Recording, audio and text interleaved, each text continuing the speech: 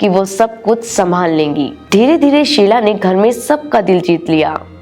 शीला ने अपनी दादी सास की तारीफ करते हुए लिखा कि जब लोग उनके प्रेम विवाह की बात करते थे तो वो उन्हें बहुत गर्व से कहा करती थी कि पढ़ी लिखी है, दिल्ली की लड़की है, एक मरांडा से आई है, यानी कि मिरांडा हाउस से आई है। शीला ने अपनी किताब में ये भी लिखा कि पति विनोद के अलावा उनके ससुर उमाशंकर दीक्षित, जो कि एक स्वतंत्रता सेनानी और कांग्रेस के नेता थे, उनका भी उनके जीवन पर काफी असर पड़ा। इसी 11 जुलाई को उनकी शादी के 57 साल पूरे हुए थे। 25 साल पहले दिल का दौरा पड़ने से विनोद का निधन हो गया था। 25 साल बाद दिल का दौरा पड़ने के कारण ही शीला ने भी इस दुनिया को अलविदा कह दिया। एक प्रेमिका से कद्दावर कांग्रेस नेता तक, ये थी शीला दीक्षित की प्रेम कहानी।